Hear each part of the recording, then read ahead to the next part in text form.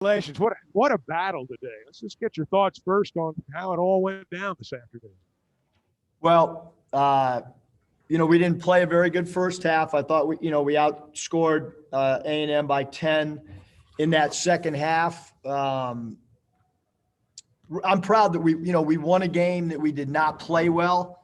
To win this many games in a row, there's a reason that a lot of teams don't do it, because it's really hard.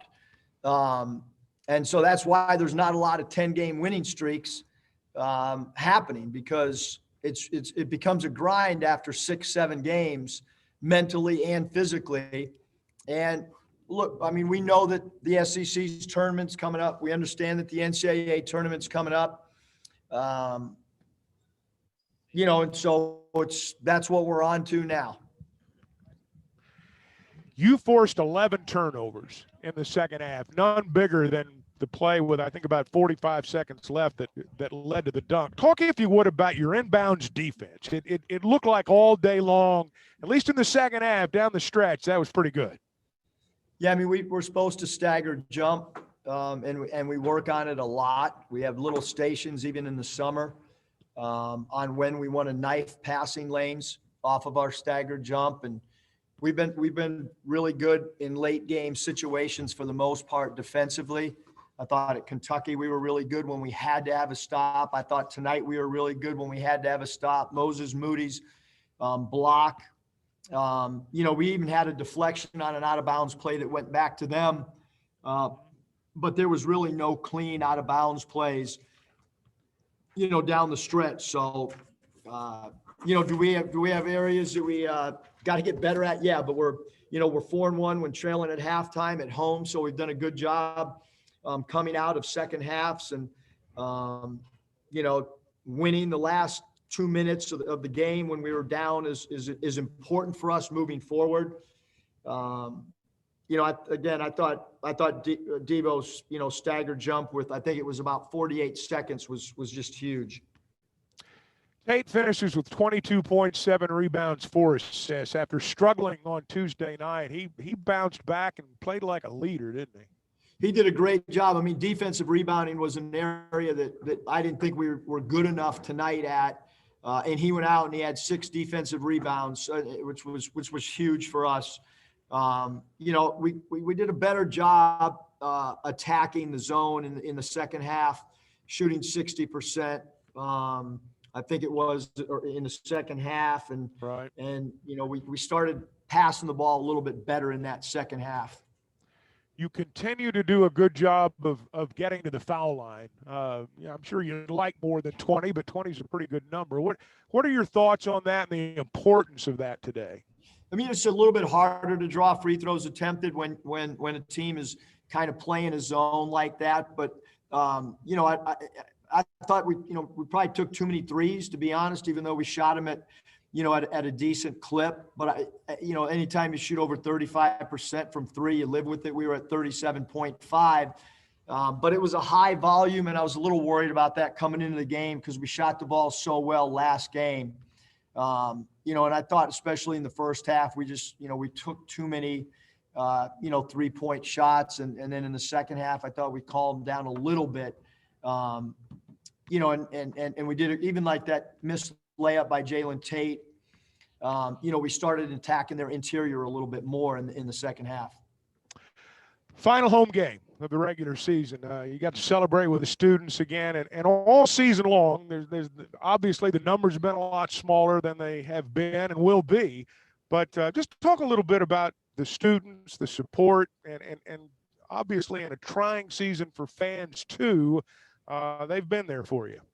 Fans awesome. I mean, I said it over and over, Chuck, that I believe that they're the best pandemic crowd in the country. The student section was jumping. There was a huge line when I pulled up, 2 hours before the game. So great student section all year.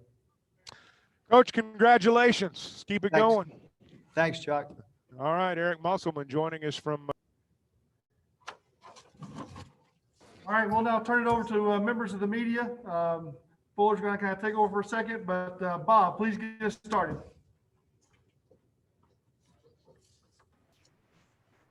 Eric, on that play that with 40-some seconds left where Devo knocked the ball out, and maybe, I don't know, a couple guys may have touched it before Smith got it, but what did you see specifically on that play?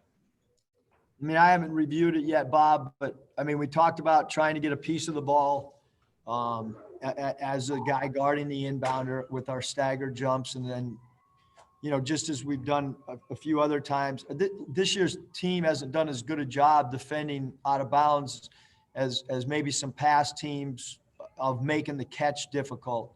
But I thought we did, down the stretch, again, even the tip ball that went back to them, I thought we were much more aggressive defending their out of bounds plays, which is what we need to do going forward as well. You don't want the offense to dictate, and we were willing to gamble a little bit rather than just play back and concede an inbound pass. We did not want that. We wanted to try to make them play a little bit under duress, and there's a little bit of a gamble with that because of the fact that they were in the bonus and we didn't want to foul. And sometimes you can be overly aggressive when you're trying not to allow an inbound pass. But I thought our guys were phenomenal again down the last 60 seconds from a defensive standpoint. And then just what you think of the way A&M played? I mean, I thought they really played well. They shot unbelievably well by their standards. But yet you guys still found a way to win. Yeah, I mean, I thought they played great. I thought Coach Williams did a great job. He had an excellent game plan. They do a great job of keeping games close almost every night with their style and their pace of play. But they came out tonight from the opening jump. They stole the jump. We didn't box out on the jump ball, which we talked about it before tip-off. And we told him Jackson where he lined up and where he was going to try to knife the passing lane. And sure enough, he did it, and we got down 2-0. But you know what? I told the guys in the locker room, you gotta enjoy every win. They're never easy. And like I said, it's really, really hard to bring your mental game, your physical game for this many games in a row. And then you did match the 94 team with that 11th straight win. Now that it's happened, I know you don't want to talk about it the other day, but now that you've done it, what do you think of that? I mean, I don't just a general fan or, just doesn't understand how hard it is to win 11 games in a row in league play. Trust me, it's difficult to win on the road, to win with travel, and to win at home, to not have a letdown. It's hard to do. And our guys have, did we play great tonight? No. We played well enough to win, and we buckled down the stretch when we had to get defensive stops. Yeah, I got a couple more. I'll turn it back to Mike. Thanks, Eric. Curtis. Hey, Coach, it just seemed like time after time, Moses just hit some big shots and obviously had the big play with the block dunk there. Can you just talk about his shot making and play making today? Well, the block shot was incredible. Huge block, Curtis. But, the other thing, too, is they had a big on the back line of their zone, and Moses tried to position himself, or we had discussed positioning him in the corner where their center closed out. And, we wanted to try to drive a gap and kind of pitch it to that left corner. And he did a really good job of knocking down some crucial threes for us. Tom Murphy. I'm drawing a blank, man. I might come back later. Sorry, Eric. Nate Allen. Murph, don't worry about it. I drew a blank for 40 minutes tonight. Eric, was there kind of a shock just the way A&M, I mean, they're supposed to be slowing the ball down and all that, and they came out running at you and shooting threes. I mean, was that an adjustment period you all had to do? No, I mean, they got fresh legs, I can tell you that. Their bench stood the whole game. They were fired up to play the game, which when you're ranked in the top 12, that's going to happen. You have a target on your back. I'm going to assume that on Monday we'll be ranked in the top 10. And so with that comes responsibility, and the opposing team has, a little bit extra motivation. I thought they came out with great energy, great effort. If you listen to Coach Ben Holland after the Mississippi State game, he talked about how hard they played. I mean, there's an excitement for their team. They missed a month of basketball, and you could see the energy level that they had, both the guys on the floor and the players on the sideline. Just how tough how well you feel they adjusted in the second half to that, as far as the energy level that A&M was playing with. I thought our guys did a great job. Again, especially, down the stretch. I mean, you don't ever want your team to kind of turn it up another level. You want them to play at a high level all game. But I did think we turned it up those last, minute and a half, especially from a defensive standpoint. I mean, we took our game to another level, from an intensity standpoint and an aggressive standpoint defensively. Thank you. Scotty? Hey, Coach, how big was Jalen Tate's shot making today? I think he was 1 of 7 the last 2 games coming into the day, but hit some big ones for you. I thought, the biggest thing to me with Tate tonight was he played 36 minutes and 44 seconds and had 1 turnover and led us in defensive rebound. And then you add in the fact, that he had 4 assists and 22 points.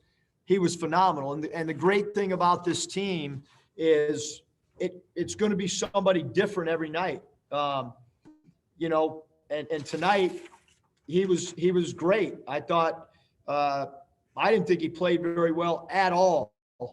I thought it was one of his worst games, actually, on the road at South Carolina. And so, that's the great thing about our basketball team right now. And I think we missed Jalen Williams a little bit tonight. Justin had to play 40 minutes tonight. Did a great job guarding Miller, who's their go-to guy. Made things difficult, although Miller had 23 points and 10 boards. But, I thought it was a gutty performance. We played with 4 guards for most of the game. And then Devo gave you a little bit of everything too, but it seemed like all 5 of his buckets were really timely. What did you think of his all-around game? Yeah, Devo did a great job of kind of getting into the teeth of the defense off the bounce and shooting that mid-range pull-up that, because he's such a great creator and he elevates over the defense. He's got to do a better job taking care of the basketball. I thought, we instituted at halftime a 1 dribble rule against the zone. I thought we were over dribbling the first half, and that was allowing some turnovers, and we just needed 1 gap dribble and a pitch. And I thought Devo, dribbled that thing in there a few too many times with extra bounces, as did JD a few times. Trey Schapp.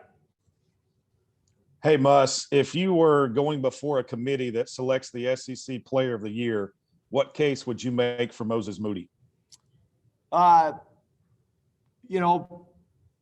the regular season, Alabama and Arkansas distanced themselves. So he's on, one of the 2 best teams in the league, at least through the regular season. We understand it's a whole new season coming up for the tournament, which means it's an extended period of time. I think he's continued to get better all season long. He's one of the best 3-point shooters,